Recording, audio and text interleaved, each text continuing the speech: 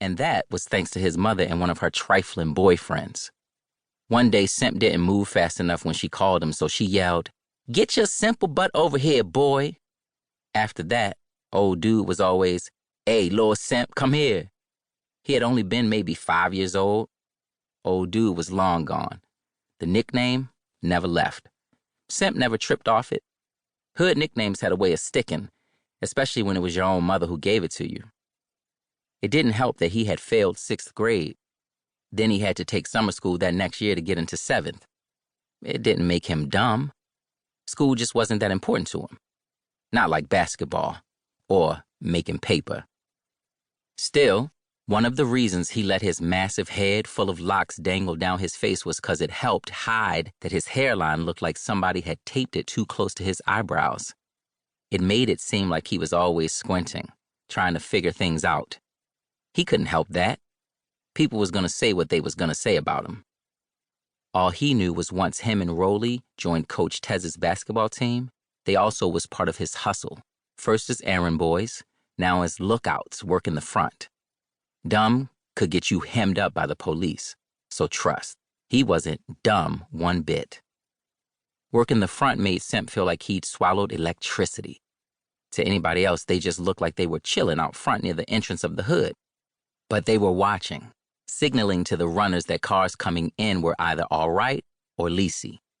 Sometimes, when more than one cop car rolled through, they'd slink away, separating as they whistled or hooty-hooed. He never wanted nobody to get caught up on his watch. He loved knowing he had the runners' backs. Now he wanted to be one of the dudes Coach Tez trusted the most. He just had to keep it up. Nah, we gotta keep it up, he thought. Him and Rollie were a team, and if they did it right, they could be heading a crew, with 5 or 6 dudes doing the work for them, by the time they were 16.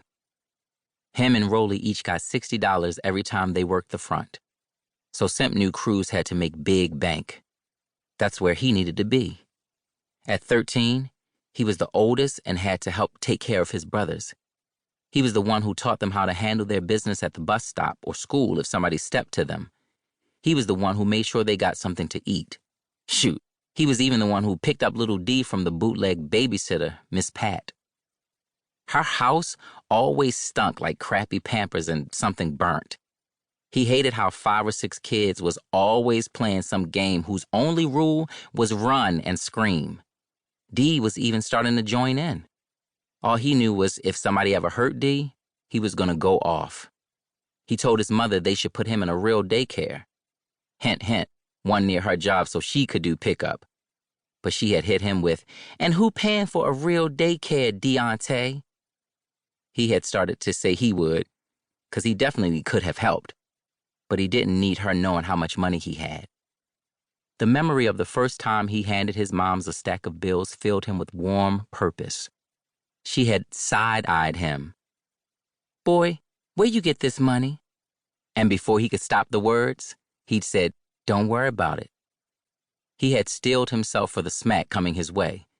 Instead, his mother, Nika, had stood there for a few seconds staring at the ball of scrunched-up bills he'd handed her. Then she'd sniffed and said, "Humph, how your little peasy head gonna tell me not to worry about it? I worry about what I want, Deontae. But thank you." She'd kissed him on the cheek and walked off. It was the closest she ever got to saying he'd done something right. Now he slid her money regularly, and they had an understanding. She ain't asked where he got the money, and he ain't tell her. She still went upside his head every now and then, talking about, "Don't go thinking you grown just 'cause you give me some ends now and then, boy." But that was for show. He saw how her eyes always got wide when he passed her some money. And then once she came to his room, standing at the door, her mouth pursed like she was mad but her voice gentle. "Deontae, you got a few dollars? I need get D some Pampers." He'd reached into one of his shoeboxes and pulled out $30 like it wasn't nothing. And it wasn't. He had money stashed in different places throughout his bedroom, hidden from her and his brothers. "This good?" he'd asked, the bills fanned out in his fingers. Her eyes went from the bills to the box. She nodded and plucked them out of his hands. What Simp remembered most was how she stopped at the door and said, "Thanks, baby," before she